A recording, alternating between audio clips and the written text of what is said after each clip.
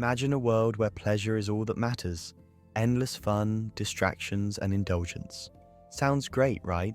But at what cost?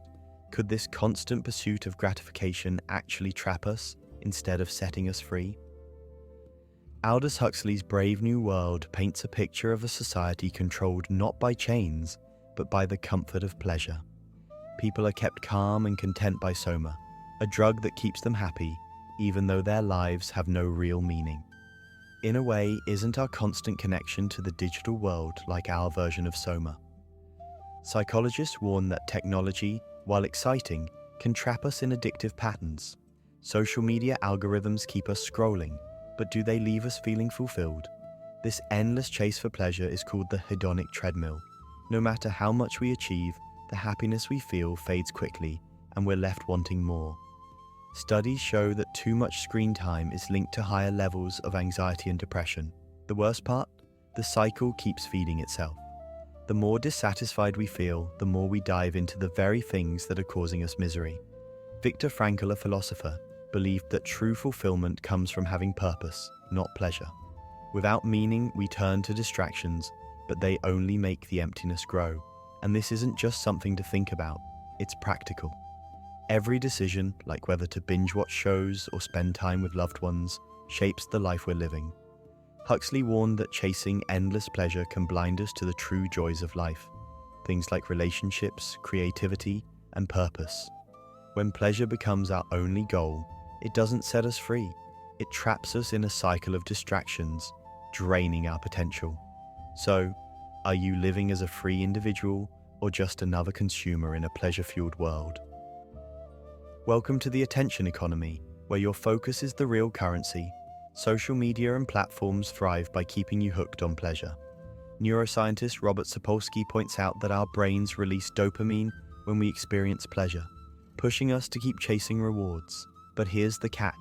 It's not the pleasure itself that hooks us, it's the anticipation.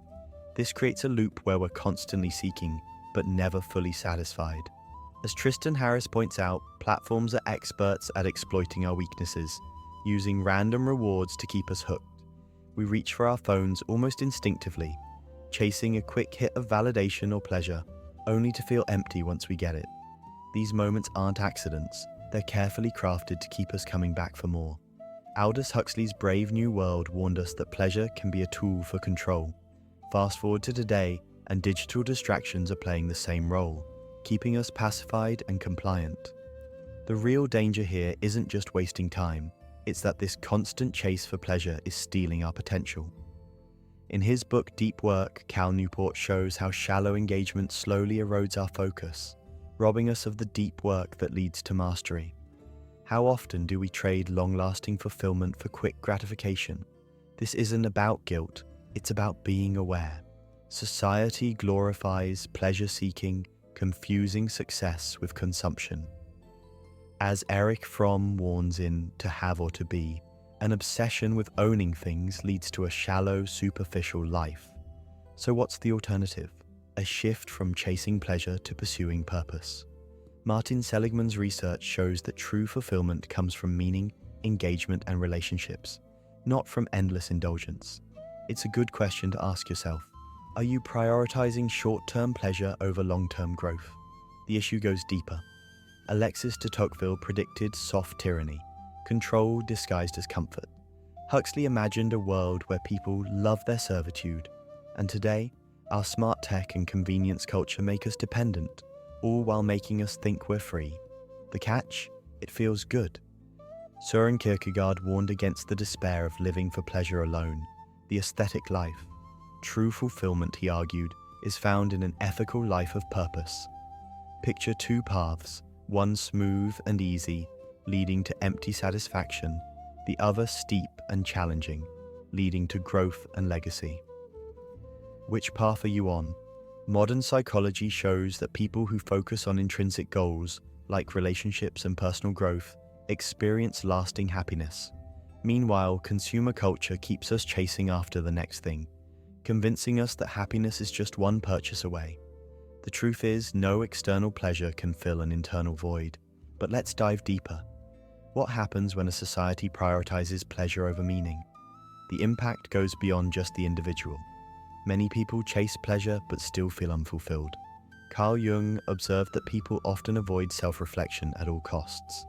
The pursuit of pleasure tends to mask the deeper work of self-discovery. To break free, it starts with awareness, recognizing the distractions that trap you. But awareness alone isn't enough. Action is the key. Set boundaries with technology and choose meaning over mindless indulgence. Even small steps can lead to radical change. So ask yourself, what would life look like if you prioritize meaning instead? True freedom isn't about doing whatever we want, but about choosing what really matters. Nietzsche captured this perfectly when he said, "He who has a why to live can bear almost any how." Purpose weakens pleasure's hold, leading us towards something deeper and more significant. Look at figures like Gandhi, Mother Teresa, and Martin Luther King Jr. They embrace struggle over comfort, driven by purpose. Viktor Frankl also outlined 3 key paths to meaning: creating, loving, and growing through suffering. So ask yourself, what kind of legacy do you want to leave? How can you contribute to something bigger than yourself?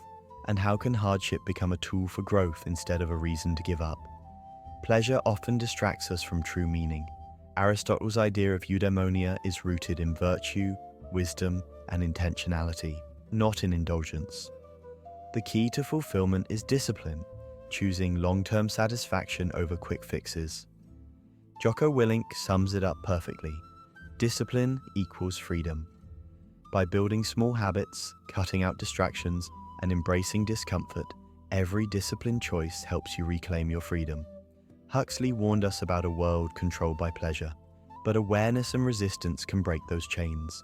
Choose purpose over indulgence, discipline over distraction. Your freedom, your legacy, your life, it's all in your hands.